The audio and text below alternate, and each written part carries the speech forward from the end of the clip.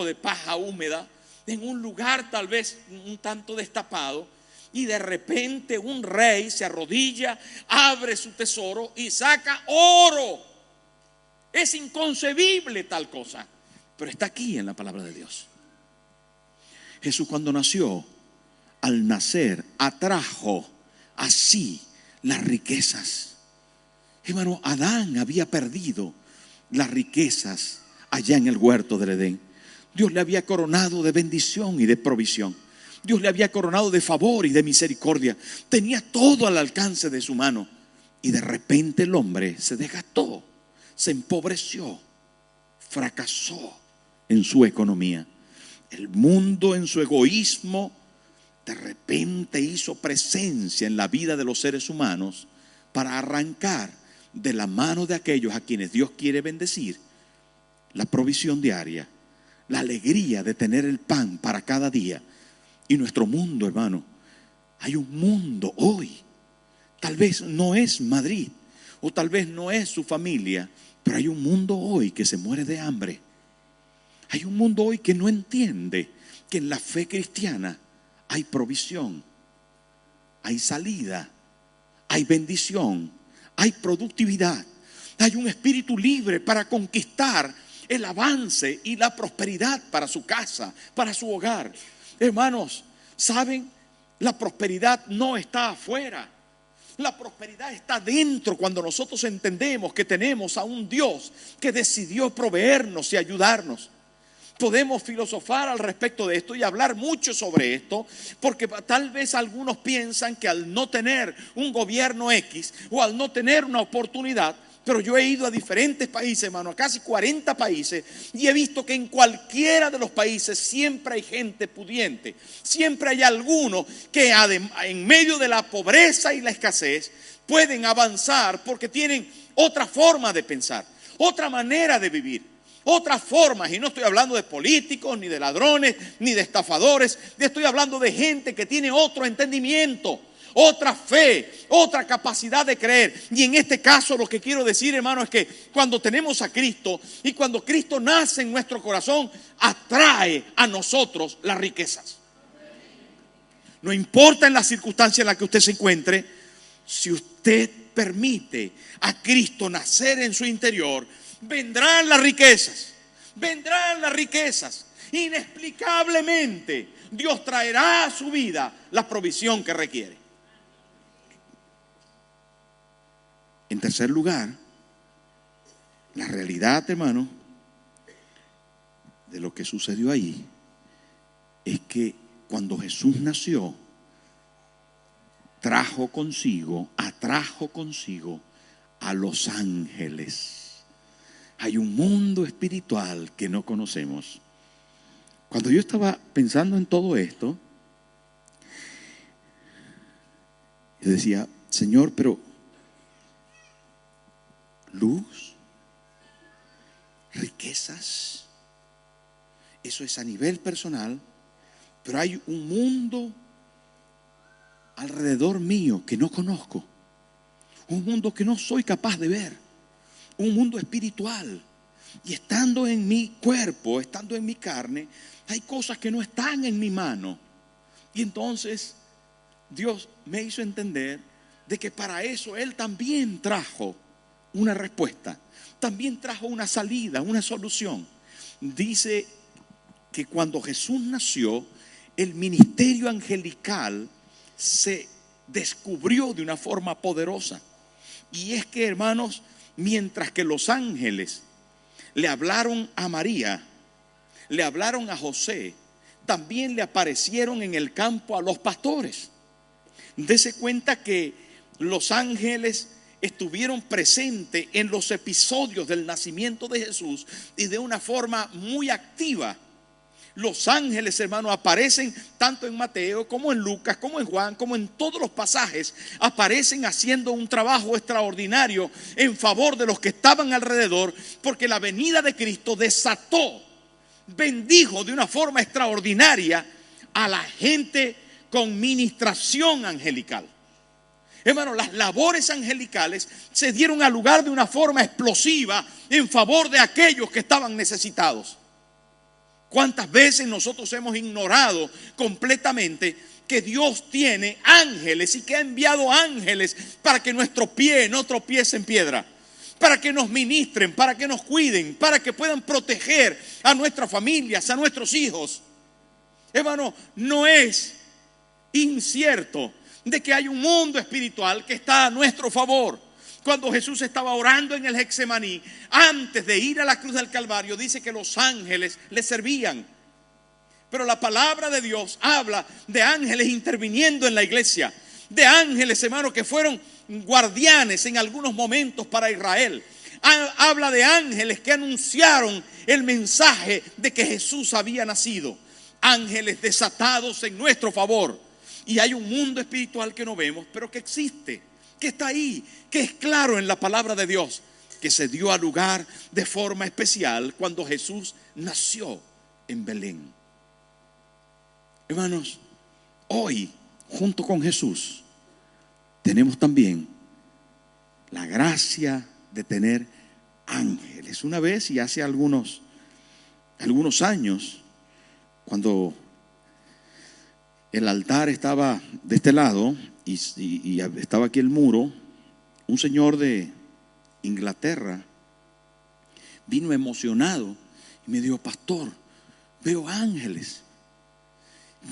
Tuve una visión aquí en la iglesia y vi ángeles, pero era un poco extraño. El altar no estaba aquí, me dijo. Y vi 3 ángeles. ¿Cómo, hermano? A ver, explíqueme. Porque hay algunos que tienen cosas un poquito especiales y me cuesta trabajo entenderle. Entonces él me dijo: no lo sé, pastor. Parece que la iglesia era como más grande. Y habían 3 ángeles, uno en esta esquina, y me señaló para esta esquina, aunque el altar estaba allá. Me señaló para esta esquina, uno en esta esquina, uno aquí en el centro y otro que daba a otra parte. Estaban aquí en este lugar. Saben, hermanos, hay cosas que nosotros no podemos explicar y que tampoco alcanzamos en todo momento a ver. Pero lo que sí es importante entender es que ese mundo espiritual divino, ese mundo espiritual de Dios, está en favor de nosotros. Que Dios nos ha dado ángeles para que podamos disfrutar de una protección, de un cuidado y de una administración especial. ¿Usted lo cree? Se dieron a lugar allí en Belén. No solamente luz, no solamente riquezas, sino también protección y bendición. Se dio a lugar allí. Los ángeles, hermanos, hablaron a los pastores. Usted sabe que los pastores no eran los dueños de los rebaños la mayoría de las veces. ¿Se acuerda de Moisés, que pastoreaba las ovejas de su suegro?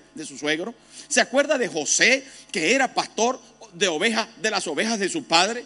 La mayoría de los pastores no tenían ni una sola oveja.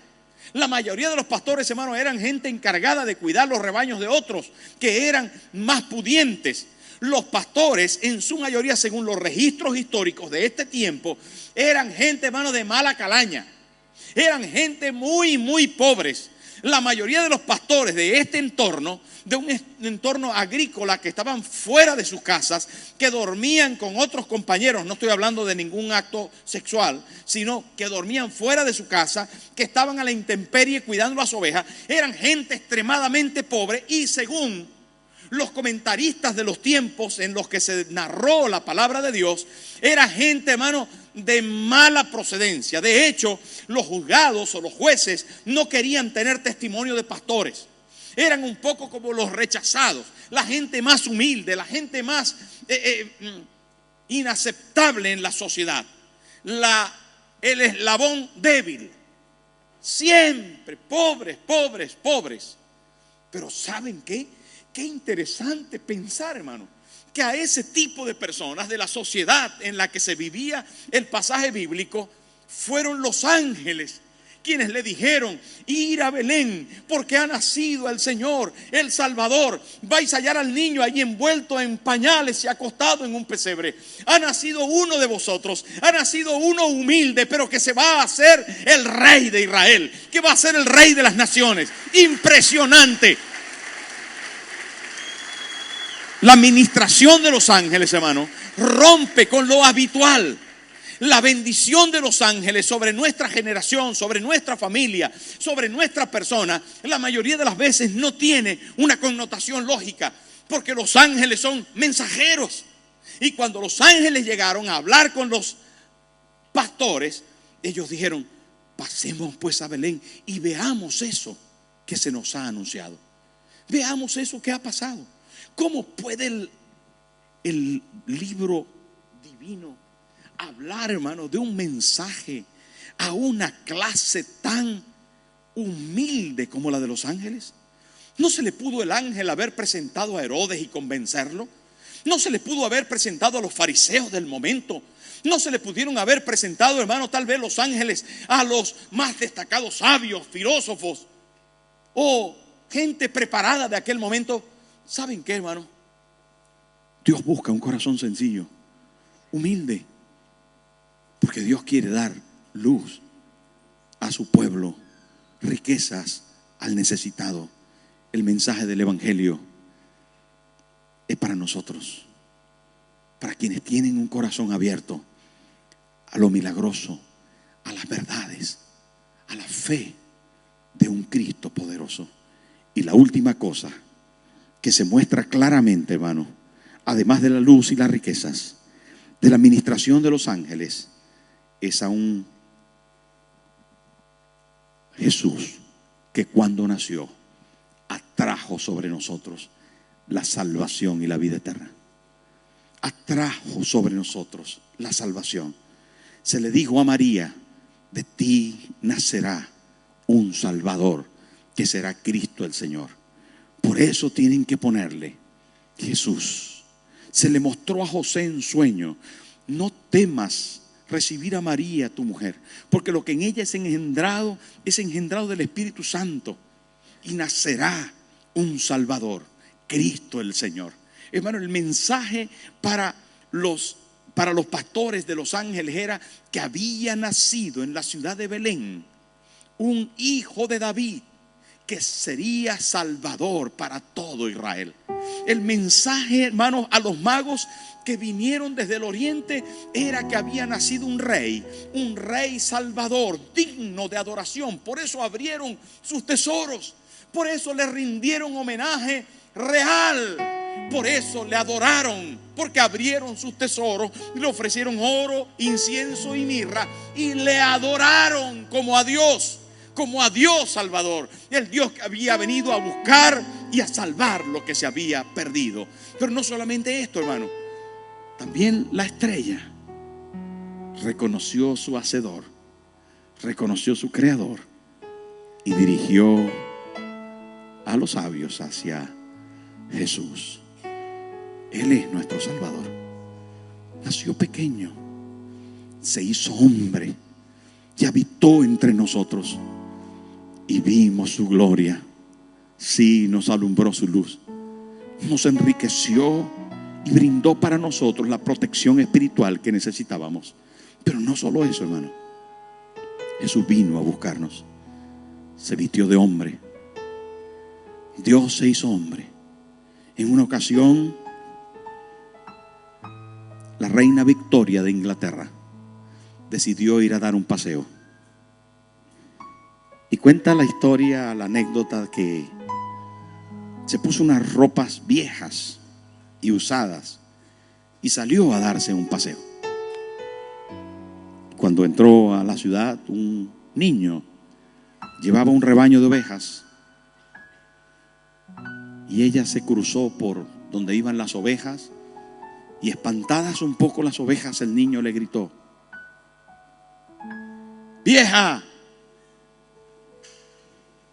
apártese del camino, parece idiota. La reina se sonrió y siguió su camino. Había un guardaespaldas que siempre la miraba cuando salía así. Más tarde se acercó al niño y le dijo: respeta, es la reina. Y dijo el niño: pues debía vestirse como reina. ¿Saben, hermanos? Hay quien no reconoce a Jesús como Salvador, ni la reconoce como el dueño de los ángeles, ni el Rey de toda riqueza y abundancia. Hay quien no entiende que Jesús es la luz del mundo porque lo vieron nacer en un humilde pesebre, porque tal vez lo portan los corazones sencillos de un pueblo humilde, porque tal vez se le adora y se le hace grande en iglesias en construcción de familias humildes. Pero hay quien, sintiéndole, decide amarle y seguirle. Hay quien, hermano, le ve con claridad y lo abraza y decide no soltarlo nunca, sino vivir en Él, servirle a Él y entregar la vida completamente a Él. Y de eso va la Navidad, de un Dios que se hizo hombre y nos trajo junto con Él la vida y la luz, la riqueza y la salvación. Nos trajo, hermanos, todo lo que nosotros necesitábamos. Y yo no sé cuánta necesidad hay en tu corazón, no sé cuánto anhelo hay en tu alma, pero Jesús está aquí. Él está aquí, porque está donde se le invoca, porque está donde se le invita, está donde se le adora, está donde hay gente, hermano, que guiados por Él mismo vienen a encontrarse con Él. Y aquí está su presencia paseándose y buscando el corazón humilde. Posiblemente, como tantas veces lo decimos, otro Belén donde nacer. Y tal vez usted nos está acompañando esta mañana y está entendiendo lo que Él trajo, la cantidad de cosas que trajo. No es Papá Noel, no es el olanchero, no es, hermano, cualquier muñeco, el reno o el no sé cuánto o el no sé qué de cualquier cultura. Es Dios que se hizo hombre, es Dios que vino a esta tierra, que nació entre los hombres, hermano, que vino a buscar y a salvar lo que se había perdido. Y está aquí dispuesto a darte lo que tú necesitas. Está aquí porque vive y reina entre nosotros, porque no murió, se levantó de la tumba, porque no se quedó niño en un pesebre, se hizo Rey y Señor. ¿Y saben qué? Vendrá a buscar a su iglesia y se coronará como Rey y Señor de todas las naciones. Y dice Filipenses, hermano, hablando el apóstol Pablo, dice: y llegará el día en que toda rodilla se doblará y toda lengua confesará que Jesucristo es el Señor. Jesucristo es el Señor.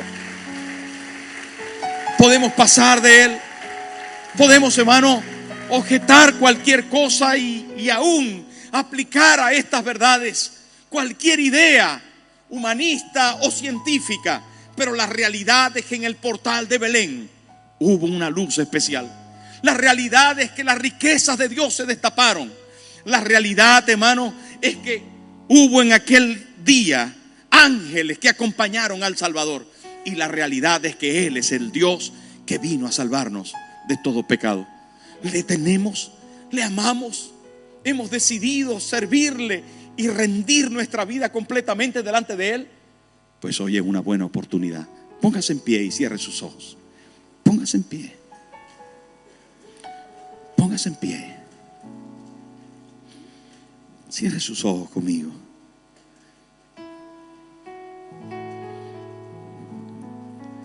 ¿Quién iba a creer